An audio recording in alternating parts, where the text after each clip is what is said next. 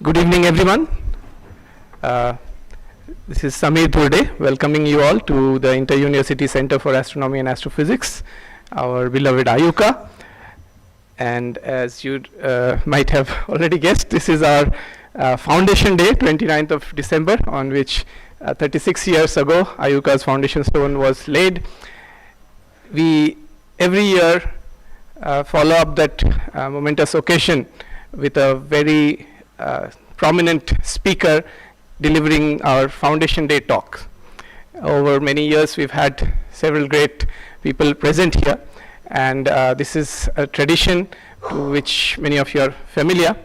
So today we have a special lecture for us by Professor V. Ramgopal Rao, and to introduce him I will welcome our director, Professor Sri Anand, to say a few words.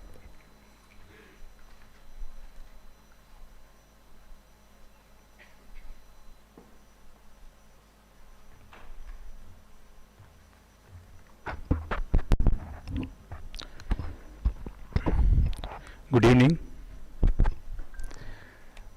So I'm happy to welcome Professor Rao to deliver our Foundation Day lecture for this year. Professor Rao is at present Group VC of BITS Pilani. So you know that there are several campuses, and he is the VC in this group. Prior to that, he was the director of IIT Delhi. He specializes in nanoelectronics, and I think if I go through the whole thing, if you go to his webpage and look at various things, I will be giving a talk. So I just want to avoid, I'll just go through a few salient points. So research-wise, he is very prolific. He has produced more than 500 research papers and 20 patents, and about 52 students were trained by him for their PhD. He is almost, is fellow of almost all the academies one can think of. He is also part of academies related to science as well as in electronics. He has received various prestigious awards, which includes Bhatnagar Award for Engineering Sciences, then Infosys Prize and J.C. Bose Fellowship, etc. Okay. So he is kind of, if you talk to him, you will figure out that he thinks a lot about not only research and other things about higher education, and he has lots of visionary ideas towards how we should evolve, how India should plan higher education policies. And if you are a regular reader of Times of India, you would have seen him writing on various topics like how Indians can win potential Nobel Prize in future. And I was also impressed by the thing is that, like Make in India, he also coined Study in India. So we have series of articles written by him in Times of India. So this is what prompted me to say that this is appropriate time to welcome him here for our Foundation Day lecture. I thank him for accepting my invitation without any delay. It was very prompt, and I thank him for that. And I also invite him now to give this interesting lecture on unleashing India's scientific potential, breaking barriers and igniting innovations. We are looking forward to hearing you, sir. Please.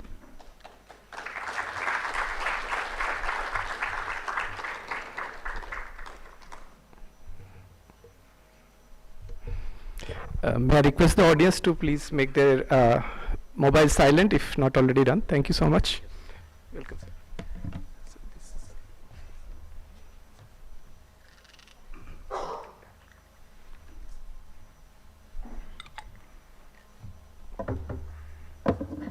okay.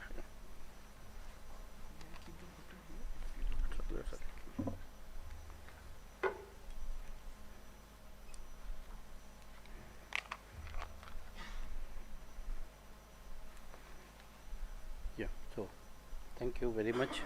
This microphone is not on.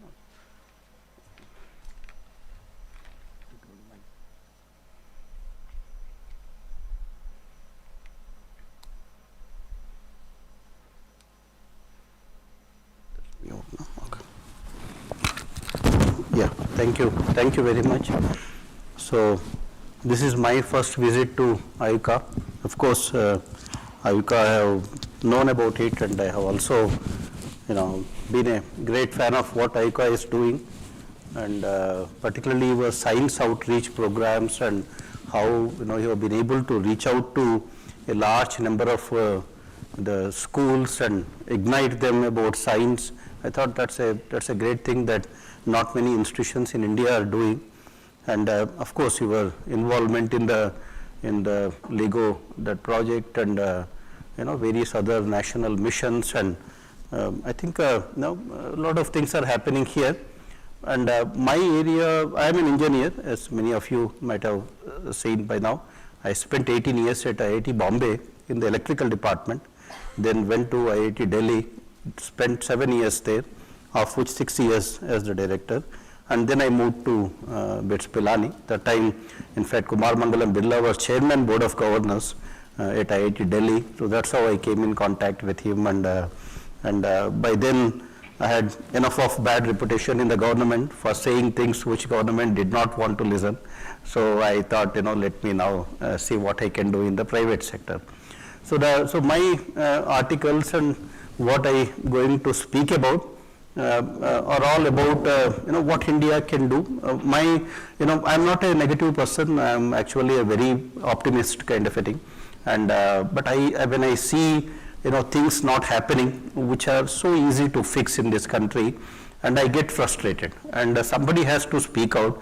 If everybody only lives in that echo chamber of everything is working well, I don't think we will actually make much of a progress. So therefore I started talking about what I believe in, and things are also changing. In fact, at least in the last 2-3 years, I see lot of traction now. What we have all been saying is slowly happening, and hopefully the budget of 2025 will also allocate more money for science and technology. I think that's where we are actually a little bit stuck right now.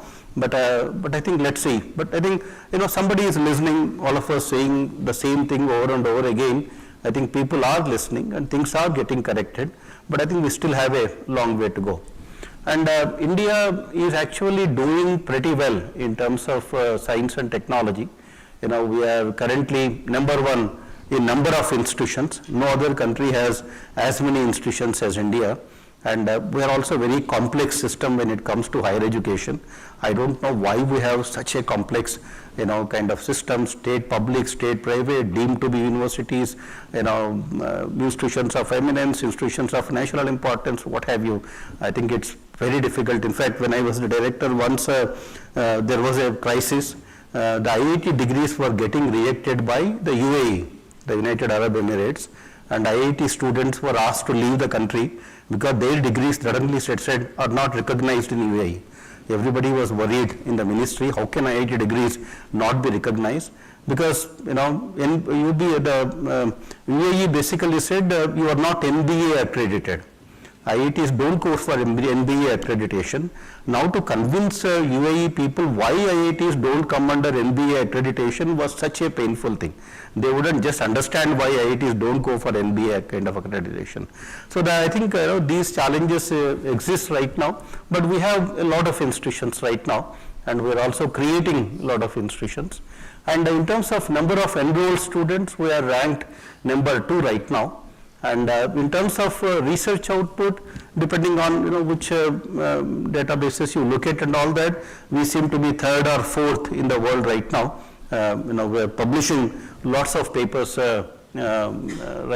from India, and in fact I've just written an op-ed on that for Times of India, which will appear next Sunday.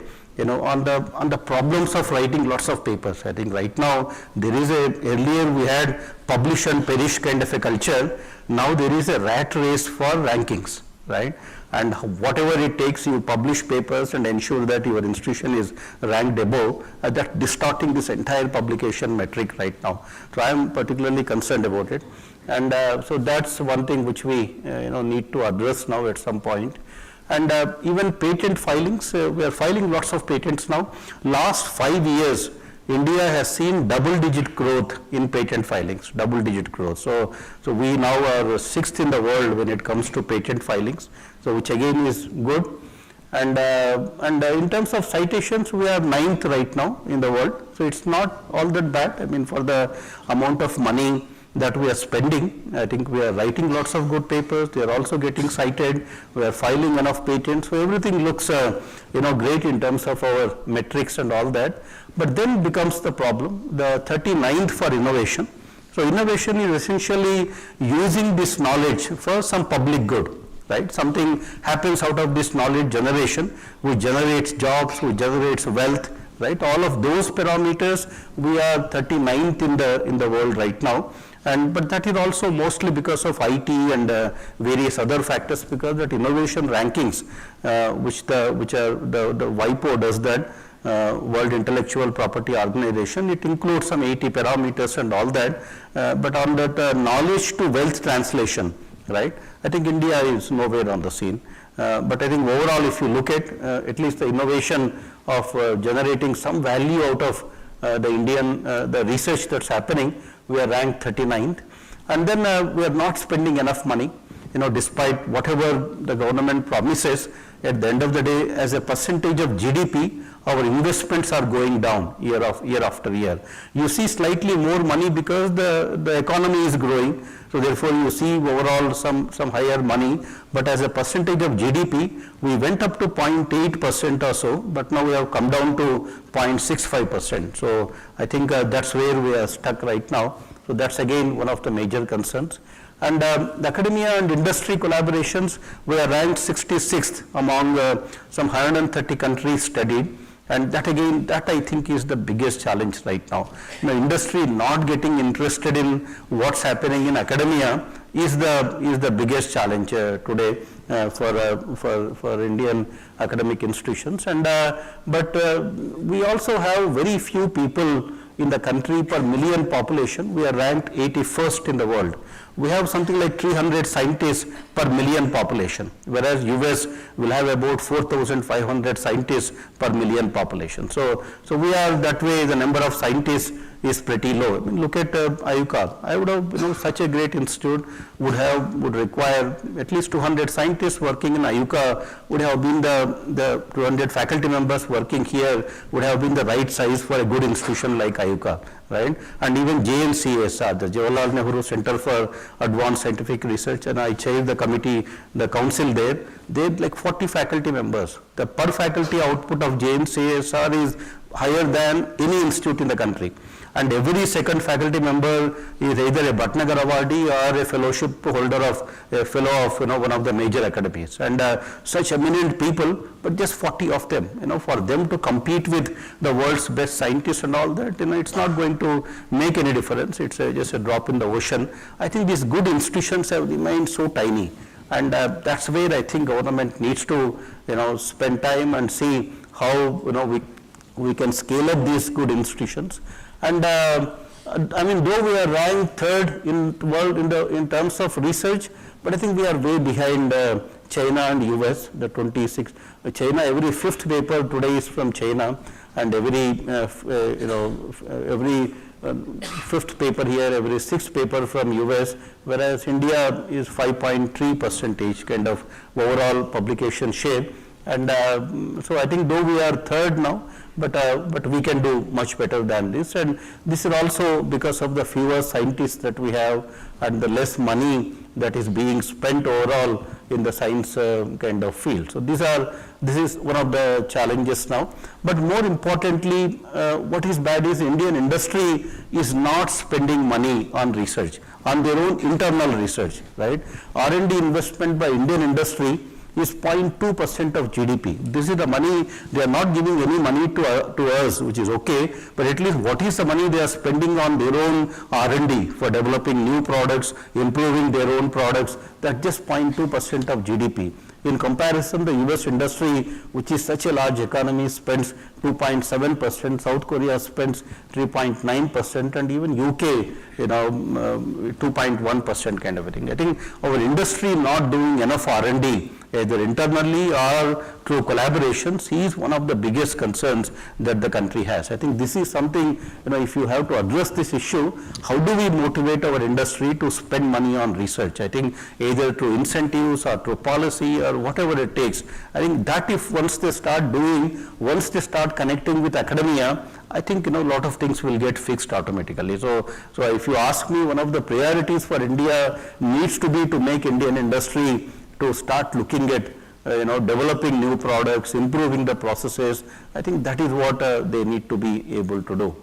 And though we are not spending enough money, we are writing so many papers, and obviously this was a data, put out by DST some time ago. Per dollar spent, we can write more papers than anybody else. So I think we are #1 on that. We beat China and America, everybody hands down.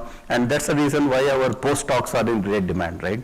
The Indian postdocs, you send them anywhere, they can write lots of papers, kind of thing. So this is what India is in one slide.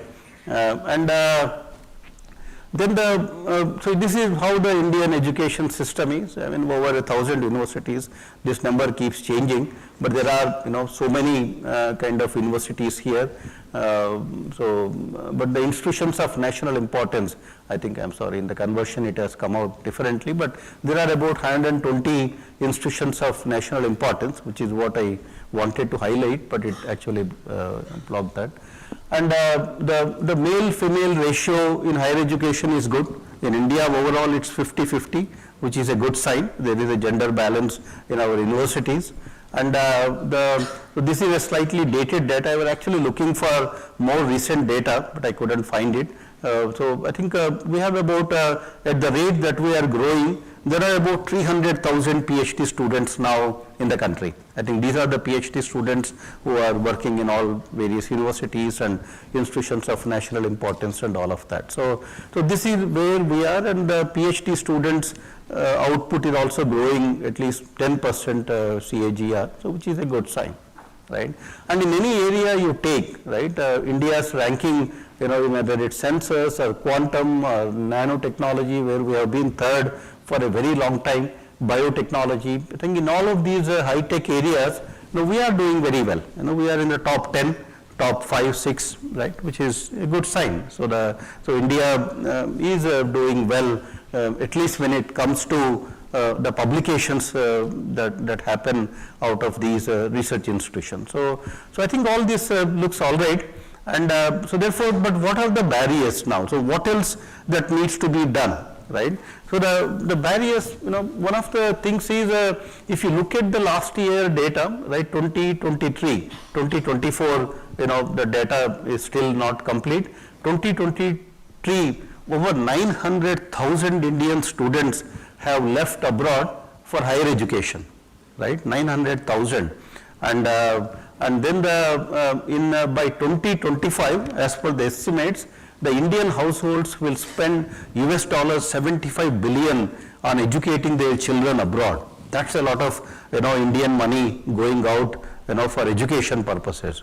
And many of them look for admissions in good institutions, but getting admission into one of these top institutions has become so difficult now, so much of competition, and many people from well-to-do families don't even want to subject their children to all of those kind of challenges. I was one of them. I said, my daughter, you study, if it happens, it's okay. If it doesn't happen, you can always go abroad and study. And that's what, she qualified, but she wasn't getting in one of the institutions that she was aiming for, and then she went abroad and got an education. So I think that is what is happening with, as the middle class income levels are growing, I think more and more Indian parents are sending children abroad, and because of the lack of high quality education in India. If you leave aside the top few institutions, right, then the education standards fall pretty drastically.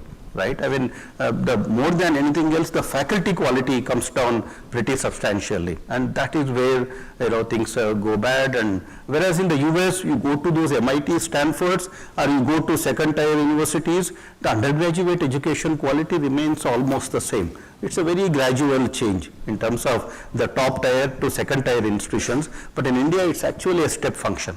Now you move away from the known institutions in India, then you don't even know, what's the qualification of teachers who are actually teaching the children. So I think that is a big challenge. So we need to fix these universities. I was in one of the top universities, I wouldn't say top, one of the oldest universities in Telangana recently. They haven't been able to recruit a faculty member for the past 15 years because state government hasn't approved any positions for them, and in computer science they have just 4 faculty members. And so they are running it with all private college teachers and contract teachers and all of that because the state government wouldn't approve them the positions kind of a thing. I think that is what the state universities have become right now. I don't know what's happening with Pune University, but I think the state government, that bureaucracy has seeped so much into the state universities. I think that's where most of the children go, and that's where things are degrading faster than what we would actually like. And I would think we have partially done well when it comes to the top 1% of the institutions, right? So I think the structures is there, the quality is still there, but with the rest 99%, I think things are actually degrading fast, and that is where a majority of Indian students who go to these institutions are struggling right now. So these are the barriers. I think they need autonomy, they need to be brought up again. Many of these universities were like iconic institutions, produce very eminent people, and now these are not the things that are happening right now. Though we have created great institutions, we are not able to sustain their quality nor scale them up. Right, and lack of financial and governance models. And IITs, if you see, 23 IITs today admit about 17,000 students. 23 IITs admit 17,000 students. One large university in the US would admit as many students. Right, whatever 23 IITs admit, one large university in the US would admit that many undergraduate students. I think that essentially the quality education has not scaled up. Right, all these institutions are stuck with the numbers, and most of the name they have made is by rejecting 99.9% of students. We think everything is great in these institutions kind of a thing. I think these institutions need to scale up. Each IIT needs to admit at least 4 times more students than what they are doing right now. For that they need funds, they need more campuses, and they need to recruit more faculty, and they need to have a financial model. I'll talk a little bit about it. I think this is something we need to scale up this quality education. Wherever you see quality, make them like I was saying, IUCAA, having 200 faculty working on astronomy, astrophysics kind of areas would immediately attract world attention, and a lot of work happening here. Everybody it would become very visible to the external world.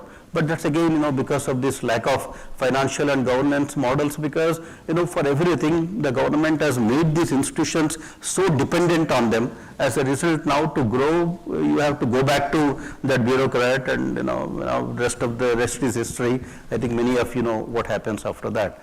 And we have also not been able to create sustainable model for research. At IIT Delhi, for example, the 5 years we looked at the data, we generated about 1,300 crores as sponsored research funding over 5 years. And how much is the overhead that we earned? We earned an overhead of about 4%. 4% was the overhead, which is the actual money that comes to university to maintain resources, the buildings, the infrastructure. So out of 1,300 crores, only about 4% of money came as overheads to the institute kitty. Right, rest of the money went into building infrastructure. The faculty members get projects, buy equipment, and then run them. And then when something goes down, or when you have to pay electricity bill, eventually the bill comes to the institute, and institute doesn't have money to run them. Right, whereas in Stanford, for example, the overhead cost can go up to 50%. You give $1 million to a faculty member there, the university will take away 50% of it, $500,000 as overhead, so that's the money that goes towards building or maintaining the facilities, running the university, and all of that. So that overhead component in India being so low, is also what makes research a burden on large institutions. In IIT Delhi, we also did a study of the 1,300 crore projects we received. How much is the money institute spent in paying the electricity bills, in maintaining the equipment, in providing whatever necessary facilities that the faculty member needed to run the project, and that money was 11%. What it essentially meant was you are spending institute money to actually run those projects.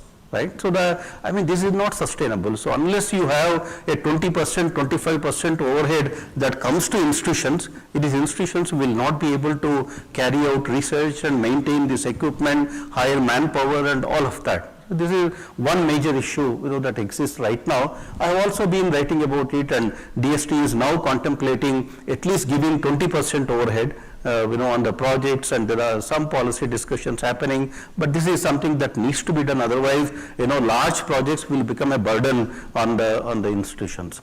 And also the disconnected research and innovation ecosystems. Research is generating knowledge, innovation is utilizing that knowledge for public good. Innovation is what generates jobs, generates wealth and all of that, because you are using that research to improve some process or develop a product or do something new, right? And so these are two disconnected right now. The result is the only place where we have jobs are in CSC. So every student wants to do CSC. And any institute which cannot attach that CSC tag to a discipline, the discipline will close down eventually, right? If you just offer, in IIT Delhi, for example, we started they wanted to start an engineering mechanics program at the undergraduate level, right? And we said engineering mechanics, which student today would join engineering 4-year mechanics program? So we changed it to computational mechanics. Right? And that started closing much ahead of the traditional mechanical engineering and all of those departments kind of a thing. So just that computation word has made all the difference. They basically teach the students the same engineering mechanics, but that name computational mechanics attracts a lot of good students to come to them. So that's what is currently the situation when it comes to CSC, because that is where employers think students will be useful, and that's where the institutions think they can attract some students and all of that. So, and that's also because though despite the fact that we have so many missions created, nanotechnology ran as a mission. India spent a lot of money on nanotechnology through the nano missions, but where are the jobs? All universities which created BTech programs in nanotechnology, MTech programs in nanotechnology, all of them have closed down, because now these graduates come out, they are neither here nor there, and so that's again a problem. That's because out of research we are not able to create jobs. And that cannot happen unless industry collaborates with us, takes up this knowledge, takes up whatever is happening here, develops new products, puts out new ways of doing things, and then for those segments they can recruit people with that nano background and progress much further. And other than that, if we just keep doing research and publishing papers, that's not going to generate jobs. And if there are no jobs, all these students that who are coming out in those disciplines will have a challenge eventually. So that again is a problem that exists right now, and I think the bureaucracy has seeped into almost every aspect of institutional functioning, and that's a big challenge, right? Everything at the end of the day is run by the finance people in the ministries, or some bureaucrats sitting at the top deciding these policies. So these are some of the challenges that we have. These are the barriers. So we need to break them, right? And but if you look at India's startup story, we have today something like 117 unicorns. I think these unicorn statuses keep changing anyway, depending on their valuations, but we have about 117 unicorns or so. But out of all these unicorns, the one thing that is common is there is none which is a deep tech, a product kind of a unicorn. Most of them are business model innovations, right? Or aggregation model, as I would call it. Aggregation model is somebody is aggregating all the restaurants and called it Zomato or Swiggy. Somebody is aggregating trucks. Somebody is aggregating taxi services. Somebody is aggregating dobies. Somebody is aggregating carpenters. And finally, these guys have figured out a way to get valued high. These kind of unicorns are plenty right now, right? And but there is none which is actually a product development out of research happening in our academic institutions which has achieved that unicorn status. So that's one thing. But where would those product unicorns come out, right? Those need to come out of the academic institutions, because when you look at academic institutions, there are three things that we do in any good academic institution: education, research and innovation. While we are doing well in education and research, but our biggest challenge is innovation. And so that is where we are not able to translate that research that we do into tangible products, right, to which you can create jobs, because the startups will do that, our industries will take the technology and develop more products and develop jobs and create jobs, and students get employed. So that is what is currently not happening. This disconnect between research and innovation is what we need to fix. I think once we fix it, with all the great minds that we have in academia, right, if industry is joining hands with us, working closely, I think over a period of time, a lot of good things can happen with Indian educational institutions. So keeping this in mind, I will talk about breaking these barriers and igniting innovation. We have to do things at multiple levels. We need to do things at the national level. We also need to do something at the individual level as a researcher, and also things at the institutional level. So at all levels we need to address some of these issues. I think we cannot just keep blaming government for everything, but even at the individual level as researchers, can we do things a little bit differently, right? So I will first talk about the national level, where I think a lot of policy initiatives need to be taken. And but I also think that the national education policy is a game-changing movement for India, right? If it is implemented well, I believe it can actually transform the higher educational institutions. I called it the moral movement for India.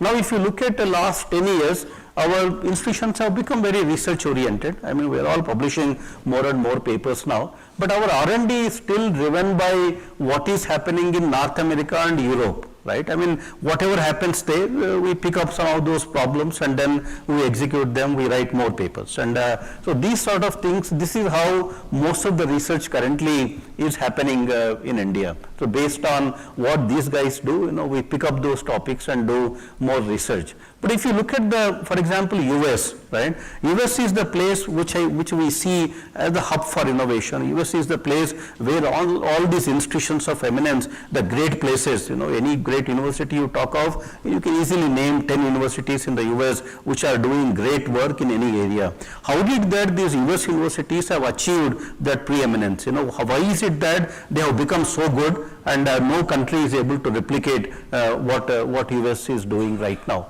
But in the 19th century, for example, they were not so, right? If you look at the early Nobel Prizes, right, they were not going to the US scientists, they were primarily going to England and Germany. There were so many German scientists who won Nobel Prizes. I studied in Germany for my PhD. At that time, there used to be a Deutschmark. The Deutschmark had their Nobel laureates printed on them, not our politicians or anybody. Deutschmark had Nobel laureates printed on their currency notes, with each note mentioning what the Nobel Prize was for, and that was the kind of a value they used to give to their scientists. And so England and Germany saw so many Nobel Prizes in the 19th century, and US was following them. And in those days, Germany, it was primarily classics, theology, and natural sciences kind of areas. So US also was following them and doing similar kind of research. Much of it changed in US with this Morrill Act in 1862, which is known as the land grant university model. All the centers of excellence you see today, MITs or any other institute, they've all been created as land grant universities. And where essentially they said that any university that is getting established in the US must focus on such branches of learning as are related to agriculture and the mechanic arts, because in those days, agriculture and mechanic arts were the primary kind of technologies in the society. They said the universities must connect with the society and must help the society to build technologies for agriculture and the mechanic arts. And that is how that connect with the society that they were able to establish is what transformed the US universities into the centers of excellence that you see today. So these are all what mattered to the country basically. And I think India seems to have found its moral moment. And some of our research right now, is also turning into a solution to a problem. Otherwise, most of the research that we are doing today in our academic institutions, I would classify it as solution looking for a problem, right? We develop solutions. Now I think, where can I apply my solution? That often doesn't really work. So what needs to happen is a solution to a problem. and that is what is happening right now. But these solutions to a problem. I'm sorry, I'll just have some water.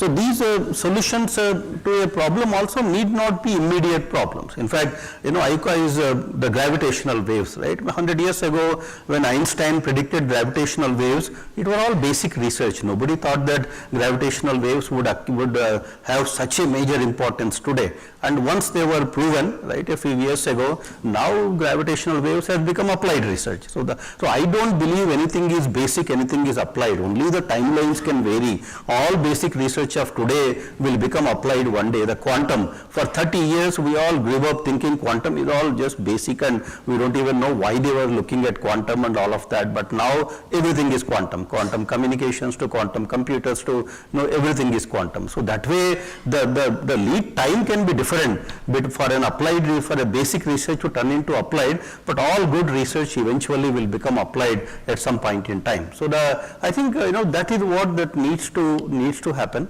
And I think there are many of that are happening. So therefore, at the national level, if you look at as part of NEP or otherwise, in fact, NEP, if you look at, they even stated that the funding for for the science and technology must be as a percentage of GDP. They wanted the funding to be at something like 2% or above for the science and technology, and there were a lot of things said. I think one of our biggest problems is we are not spending enough money. Right, India, only the countries like Philippines, Pakistan, Sri Lanka, Venezuela are spending less money than us when it comes to higher education. So our budget allocations for science and technology need to go up, and some of that money should go towards scaling up our good institutions like IUCAA or JNCSR or even IITs, creating more extension campuses, admitting more students. All of that needs to happen as part of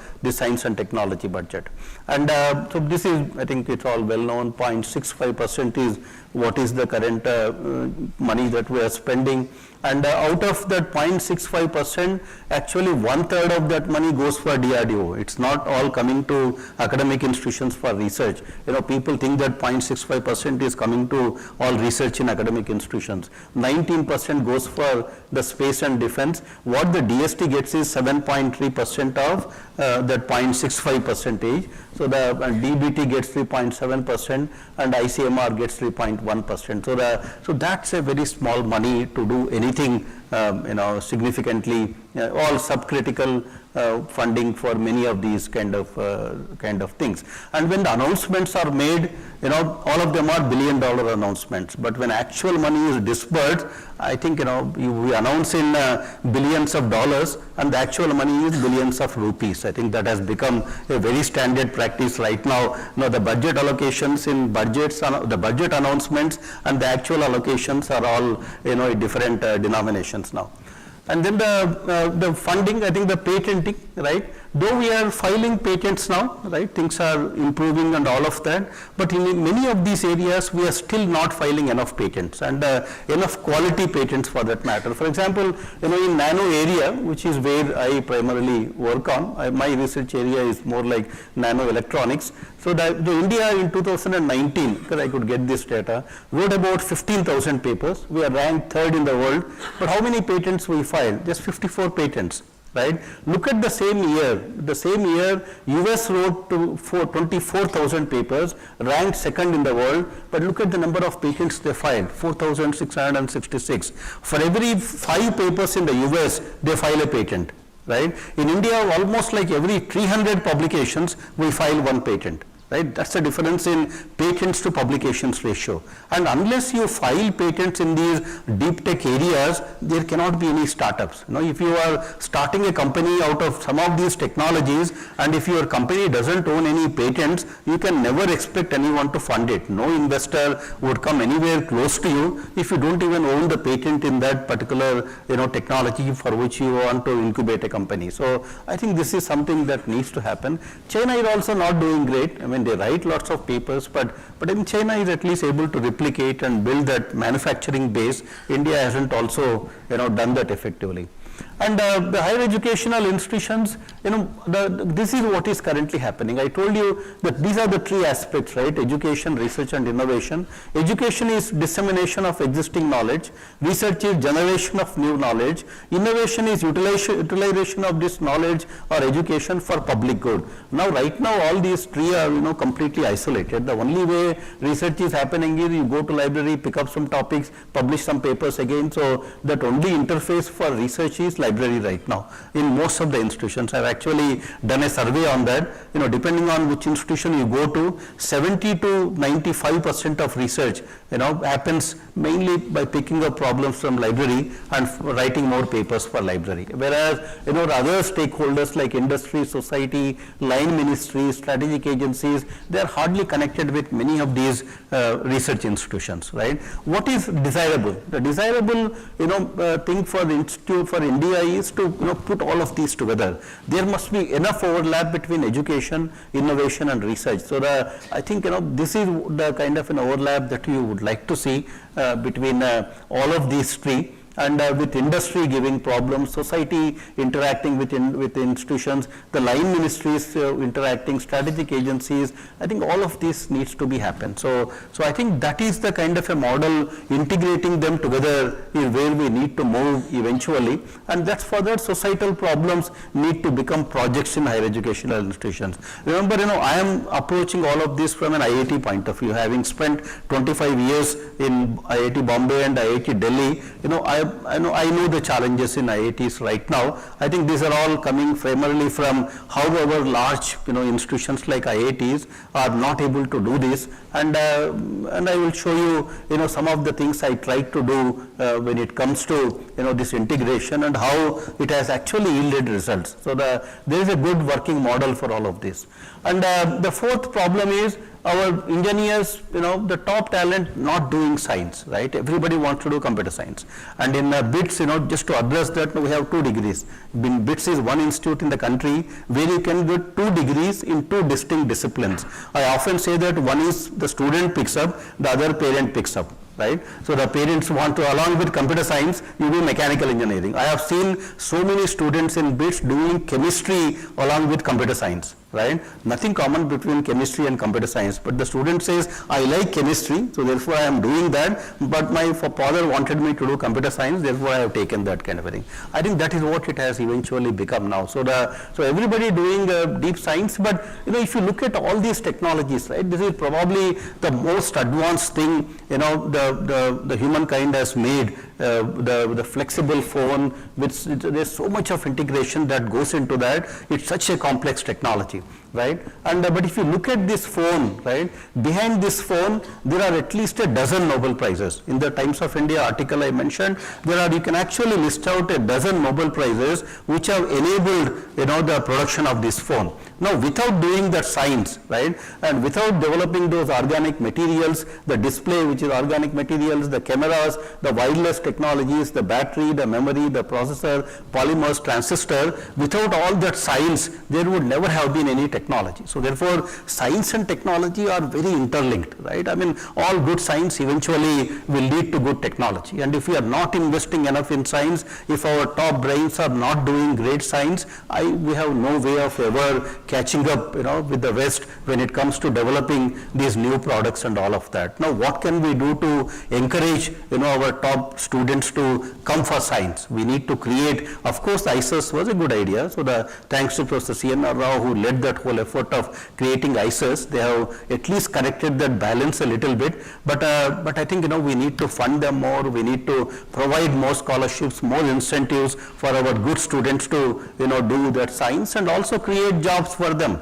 Right? If there are not enough jobs, why would anybody, take those kind of disciplines? So this is, something which we need to now, address if we ever want to do anything in terms of future technologies. The POC to product, another major problem is in most of our universities, there are these technology readiness levels, right?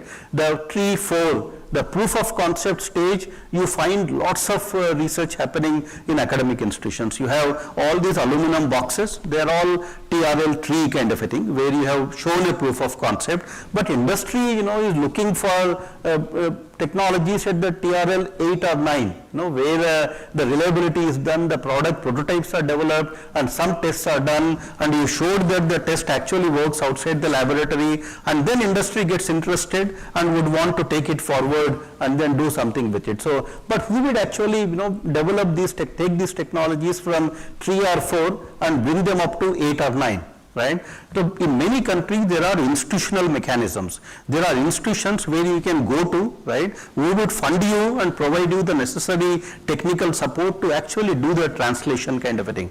So, for example, ITRI in Taiwan is one great example. The UMC and TSMC came out of that one single entity, ITRI. All that they do is they scout for technologies in academic institutions, build teams, provide funding, provide the expertise needed so that those technologies go to TRL 7 or 8. Then industry gets excited about those technologies, takes it up, and then develops new products and takes things forward. In India, this valley of death is where most of us fall into, because there are no institutional mechanisms to take the TRL 3 to TRL 8 kind of a thing. CSIR ideally should have been doing this, but CSIR is competing more with universities than collaborating with industries, right? They are also publishing papers, they are also filing patents, but how many times CSIR has come to our academic institutions and said that if you have any great proof of concept projects, I would like to put my scientists on those projects, I would like to provide funding for you to improve the TRL, and then let's get an industry excited about it. Hardly ever happens that. So I think some of these are what we need to do. If CSIR is not able to do that, we need to do that through other kinds of mechanisms. So this gap between the POC and proof of prototype to a product is what is the reason why a lot of academic research remains in those aluminum kind of boxes. Most of the applied research at least, right? I think I actually once wrote a concept paper and I'm still working on it. So I went to ministries and I said, can we create India labs? Now changing CSIR is beyond anybody's control. Now I don't think anybody will listen to anyone, right? So they will continue to do what they are doing well. So therefore, can we create laboratories in the country where you hire these industry experts, whose job is not to do research. Their job is to actually work with academia and support them to take that research to a higher TRL kind of levels. And I think some of these at least I was successful in creating in MIT. We are creating now an India sensor hub. And what does that sensor hub do? I mean, there are so much of sensor research happening in the country, right? All of those end up as publication, right? Once you do that minimum publishable limit, right, whatever is the minimum publishable quantity, you publish a paper and the project is over. Now you go to the next project, right? Now can we look at some of those papers, and can you look at some of the great ideas in those papers? Can we scout for that IP and then build some products or prototypes out of that? So that's what some of these labs should do. And India Sensor Hub, which will come up in Bangalore, is actually being taken up by MIT to do that. But we need more such hubs now for other areas as well. And higher education is also very fragmented, right? I mean, in India, I think one mistake we did was we created a lot of these specialized institutes, right? Whereas if you look at Stanford, we'll have the great engineering school, but would also have the great medical school, all on the same place, collaborating with each other and doing a lot of good research. In India, all of that is very difficult to expect now. And I think that is also very highly discipline oriented, now making them to interact with each other. When I am in IIT Delhi, I tried to bring in AIMS as our partner, and we started to connect and all of that, and then my term got over, AIMS director term got over, and then everything got cold storage. So I think there are no easy ways to bring these institutions together now, but that's also one thing which is becoming a challenge. And then I call them the 5 Gs. Right? I think many of you running government institutions know what I am talking of: GFR, GST, GEM, GTE governance, right? These are the 5 Gs we are stuck with right now. And every order you want to place above 5 lakhs or below 200 crores, some secretary in the ministry would sign. In IITs, the secretary, Ministry of Education would sign your file. He's an IAS guy, what would he know what I want to buy for that equipment? But it still goes to the ministry and then, gets signature kind of a thing. Who makes these rules and why they make those rules? Nobody actually knows. But I think there are a lot of challenges on the bureaucracy. It's basically the unease of doing research right now. I mean, getting government money has become easier than spending government money right now. If you get a large project, I think your entire time will goes in with those GFRs and GEM portal. That's again another big nightmare. I recently told a secretary, if GEM becomes as good as Amazon, right, I would want to go and buy an Amazon. But if you made GEM portal so complicated that I need a PhD on GEM to use that, I'm not going to go and do anything on the GEM, right? So I think some of these again somebody created and someone else suffers because of that. This is the funding model, lack of scalable financial model, right? I actually looked at all these universities in different continents, right? And you look at the BITS Pilani is one of the finest private universities, completely transparent. All admissions are merit. Birla doesn't need any money from BITS Pilani after all, right? I mean, everything stays inside, everything is self-financed and everything. But 90% of revenues in BITS come from tuition fee. Just a tuition fee, right? If our budget is like 1300 crores to run BITS Pilani, it costs about 1300 crores now because we have 4 major campuses and all of that. Now that money you need to generate year after year from tuition fee. And with the inflation and everything going up, with 10% increase in cost, you need to keep increasing the tuition. Unless you increase the tuition fee, how would you run the university now? Nobody is giving free money to BITS or any of these institutions. So now, how much can you keep increasing the tuition fee? And it will eventually affect the merit, right? That's a problem. And look at IITs now. In IISc, the tuition fee component is 1%. In IIT Delhi, tuition fee component is 7%. That's the money they earn from tuition fee. And in IIT Bombay, the tuition fee is 7%. Meaning the education in IIT Bombay is 93% subsidized by Government of India. Now, if government any day stays, I will not give you money, you have to close down the institution, right? So that is the kind of dependence that exists on the government institutions because there is no financial model.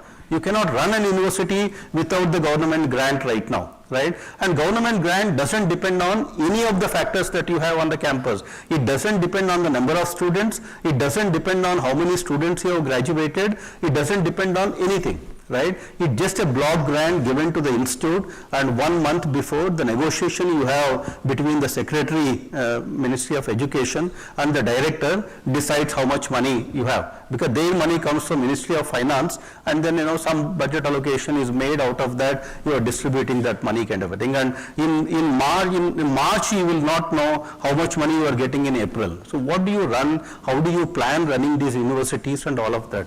Look at these private universities. Stanford is a private university, right? And then in Stanford, for example, the revenue from tuition fee is only 13%.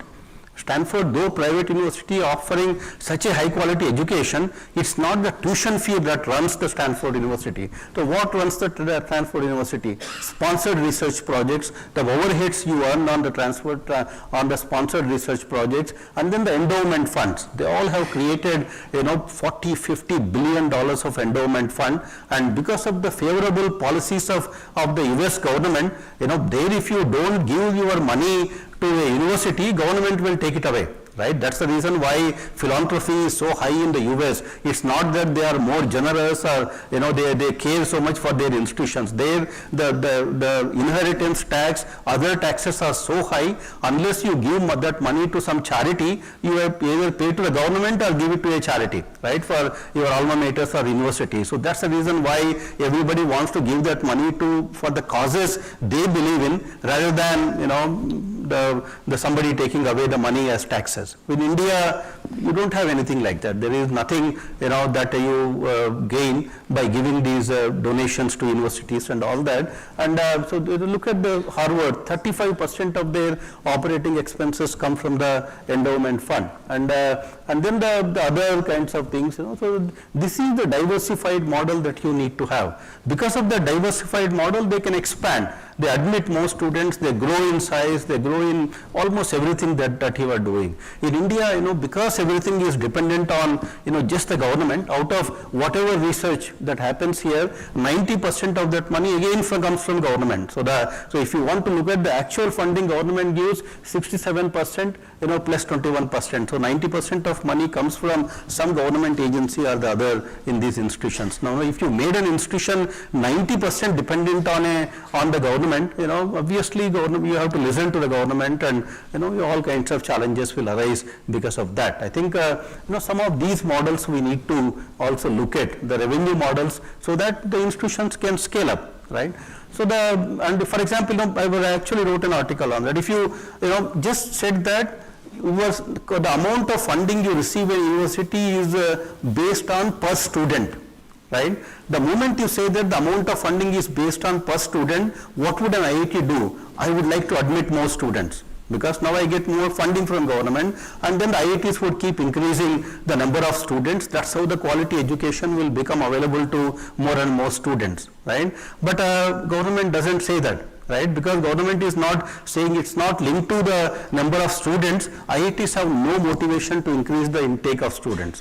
When are the two times IIT Bombay or IIT Delhi increased their student intake? One was when Mandal Commission happened, right? Because of Mandal Commission, institutions increased the intake by 50% that time. The second time, during my time in IIT Delhi, there was a 25% increase in intake because of the economically weaker section quota. The only two times IITs increased their intake in the last 25 years is because of Mandal Commission or because of economically weaker section, right? Otherwise, on their own, no institute would want to increase, because what do I gain by admitting 1,000 more students? I don't have money to construct a hostel. I don't have money to do anything else with those 1,000 students. So I think financial model that is based on the outcomes is very, very important. You give the grants, nobody is saying no to that, but let it be linked to some outcomes, so that the institutions know which direction they have to move, in order to increase their intake and merit or anything on those lines. And then the making research sustainable. I think this is what Dr. Mashalkar has always been propagating: patent, publish and prosper kind of models. But again, if you actually look at the data, it's not all that easy or all that difficult, right? India is filing lots of patents right now, but the patents are essentially catalysts for startups. The misconception is that I file a patent, right, and then some industry will come and license my technology, and then I become rich, right? That actually doesn't work, right? So but the way that you need patents is, if you ever want to build that ecosystem for deep tech innovation for startups, you have to file patents, because out of those patents the startups will come, and then these startups can actually make a big impact in the industry and all of that. The revenue myth is, the Stanford University, you can check their financial reports, Stanford University earned 0.66% of their total revenue, and MIT earned 0.86% of their budgets from patent licensing and technology transfers.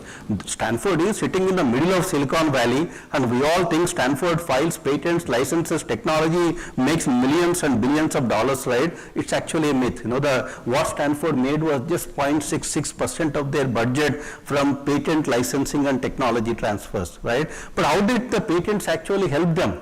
The real value lies in these startups driving the economy, with valuations running into thousands of crores. And out of Stanford developed technologies, Stanford alumni and all of that, the wealth created in the US was something like $3 trillion from Stanford, right? That is the real wealth that happens because of patenting and IPs and all of that, not by direct transfer of technologies to anybody. I think for all of that, the academia industry collaborations are the key.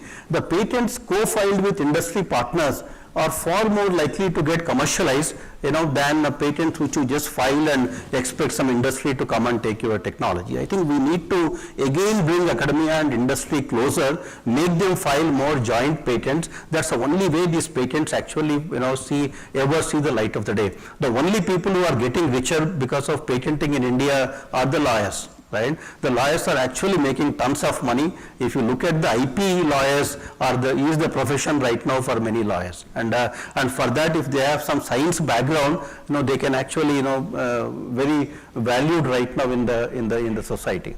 And at the institution level, right, these are all things at the national level we need to promote as research, as the policies and all of that. At the institution level, again, at IIT Delhi, right, I always believed in all of that, what I am preaching, right.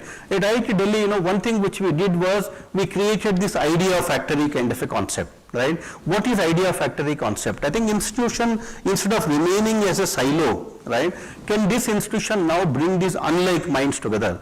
You know, for example, if I am an electrical engineer, if I continue to interact the same electrical engineers, suddenly no magic is going to happen. You know, I can spend my entire life having tea, coffee with them, and I would not, nothing will change on the ground, because this all I think alike, the person also thinks alike. You know, we both two electrical engineers working with each other, nothing much will come out of that, right? So you need to interact with people who don't think like you, who don't behave like you, who come from different disciplinary backgrounds. That is when innovation actually thrives. So we said, what are these unlike minds in terms of different cultural backgrounds?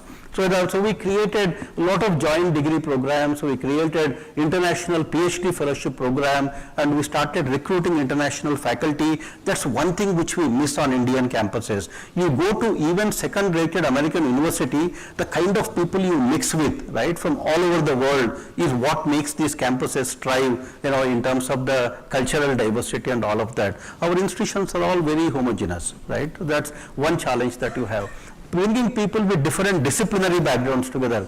At IIT Delhi, you know, Delhi is one place where there are so many great institutions just around IIT, but IIT never interacted with them. In fact, during my time, we created IIT Jammu, right? That I was the founding director of IIT Jammu. Whenever you create an IIT, the first task that any new IIT takes up is to build the compound wall. Right, that is the first DPR that, you know, part of your DPR, you build it, get the land from the state government, 500 acres of land, build a compound wall and put a gate and put a security, and that's it. After that, what happens inside, nobody is supposed to know outside. In IIT Bombay, recently I was there, to enter IIT Bombay, you have to have a QR code.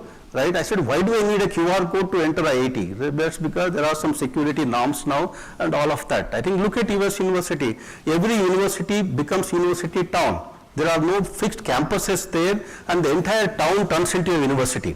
Right? That is the beauty of those campuses, you know, that is the beauty of those university towns. Here you may have a large IIT, but outside nothing happens. So everything happens within that compound wall kind of a thing. I think, you know, we need to bring in that kind of a connect with the society, and so in IIT Delhi, you know, we actually created a lot of schemes with AIMS, with Ayurveda, with ICAR, with NII. We signed MOUs with the directors. We said, you fund your faculty, I will fund my faculty, let them work with each other, right? After working with for 2 years with each other, they should go out and write external projects, right? Because we don't have infinite money, but after the 2 years of internal funding, you need to go out and write projects and do all of that. We invested at IIT Delhi about 7 crores in funding our faculty to go and collaborate with external faculty, and after about 3 years when we looked at how much money they brought to those projects, that number was something like 140 crores. So for about 7 crores of investment, the faculty were able to collaborate with all these good people outside in disciplines which are interdisciplinary. They were able to raise a lot of centers of excellence. They were able to get more funding. That's an returns on that investment that we made just to bring people out of their comfort zones, right, and collaborate with people who work in dissimilar kind of areas. I think this is a great experiment we did at IIT Delhi. We called it FIRP, Faculty Innovation and Research Projects, the Faculty Interdisciplinary Research Projects, and we called it MFIRP, the Multi-Institutional Faculty Research Projects. And so these two schemes is where we basically connected people across disciplines within the institute and outside, and IIT budgets, research budgets went up by 4 times in the 5 years kind of a time frame. And again, the third unlike minds is bringing people with different attitudes together. So we created research parks, we created industry day, we created professors of practice position, joint advanced technology center, UBA. We created a Dean Corporate Relations Office. We hired it with people, and with all of that, we actually were able to increase the research funding. And once you generate ideas, once you file patents, and then how do you create an ecosystem for deep tech startups? At IIT Delhi, we created a program called FIRE. FIRE stands for Faculty Innovation and Research Driven Entrepreneurship. If any faculty member says, I want to start a company, we gave them sabbaticals. Otherwise, sabbaticals were usually to go abroad and work somewhere. We said sabbaticals to do startups. And we also gave them a 50 lakh rupee grant, as a which is an equity investment. So we gave 50 lakh rupees as a grant. We gave them sabbaticals to do research, and in some departments, every 5th faculty member, became a startup founder, and some of these startups actually, did very well subsequently. So I think you need to incentivize faculty to, do that when it comes to startups. In BIT system also we created some of these schemes now. So we did many things. In IIT Delhi during the 5 years, after some of these programs and connecting the faculty with a lot of students, our sponsored research funding went up by 4 times, right? And we filed 500 more patents in that 5 years than the previous, in the previous 55 years, IIT Delhi filed about 500 patents. In just that 5 years, we filed another 500 kind of patents. And we generated some more, almost like 350 plus industry projects. And then, when I left now, this was what the Dean of Corporate Relations told me. Today we are in touch with 275 plus companies versus 50 plus 5 years ago. Right? I think that is what you need to do. These institutions, instead of remaining in a silo, just connect with the external stakeholders, provide incentives to faculty, lot of great things can actually happen. So this is something, and even during the COVID time, for example, right, if you look at the IIT Delhi technologies, right, all these technologies came out of IIT Delhi research during the peak of COVID. And this RT-PCR kit from IIT Delhi, and then the rapid antigen kit for 50 rupee kind of a kit, these technologies helped almost like 10 million people in the country. And all that happened was basically during the COVID time, we said, if you want to do research, right, if you want your labs to be open, you have to work on COVID. If you're not working on COVID, then you stay at home and don't spread virus. But if you are working on COVID, you take these precautions, your labs will be open, your students can come, and we will facilitate all of that. And we also provided funding during the COVID for these researchers. And those within that 1 year, 1.5 year of COVID, we actually filed more patents during 2020, the peak of COVID, than any time in the history of IIT. Right? That's because people were all working on COVID. These 700 faculty members working on one single problem, COVID. You could see the kind of innovation that could happen. And so that's the power of, there is a lot of latent talent in our academic institutions. So all that is required is focus it, towards a problem, and then challenge them to develop a solution. Because here there was an urgency. If you solve that problem, after COVID is over, nobody is interested. But therefore there was an urgency, and there was a need, and there was a focus. And once you could bring that thing, you could actually create so much of impact from an institution like IIT Delhi. Almost all our institutions have this latent talent. What is needed is that focus. And once the COVID got over, those 700 people started working on their 1500 problems, and again we came back to the square one. So nothing changed after that. I think, so this is the example of what a focused approach in our institutions can actually do. At the national level, setting grand challenges. In fact, I was talking to DST secretary, telling, let's define some national challenges, the grand challenges, and throw them open to the faculty across the institution, saying that these are the grand challenges. You submit projects to solve that problem. Make them very clear, very specific, right? And I can tell you, within 3-4 years, people will actually do wonders in solving those grand challenges. I think that kind of a focused approach is what is needed at the institution level. I think I have run out of time.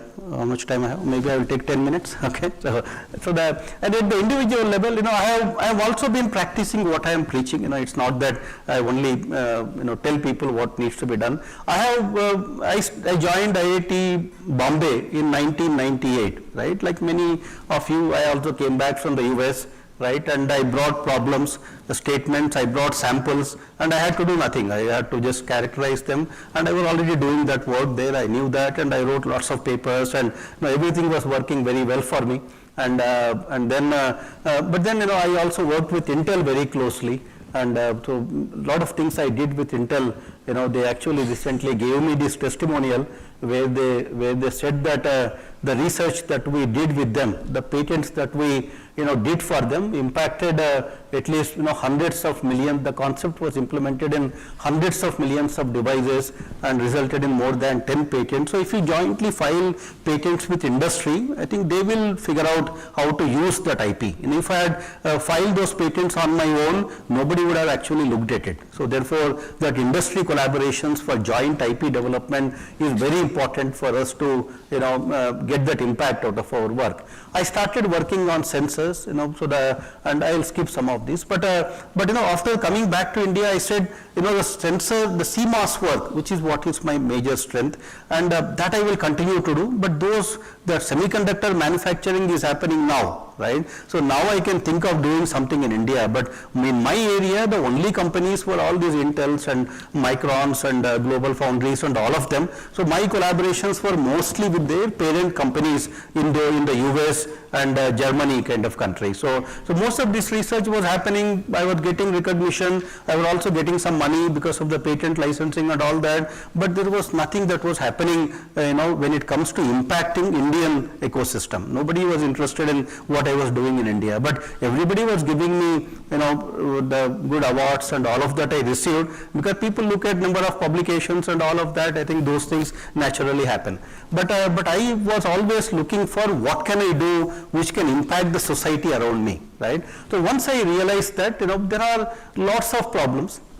Around 2005, after about 7 or 8 years, I started to work on the local problems. And then one area I realized were the sensors and the sensor systems, which can have a great impact on the Indian ecosystem. So now if you are looking for a problem in India, right, all the world's problems are in India. You don't have to go to America in search of a problem, right? You just look around you, whether it's agriculture or healthcare or security, everywhere there are tons of problems. And for an engineer like me, every problem is an opportunity to, contribute something to that. So I started to work very specifically on problems. Since I have run out of time, I will not skip some of these details. But one of the very first problems we took up at IIT Bombay was, we said, we will develop the first cardiac diagnostic system, right? In 2005, there was a heart attack of one of the faculty members during the MTech interviews. We were all sitting together. The person had a heart attack. We had to rush him to the hospital, and doctor said, if you guys developed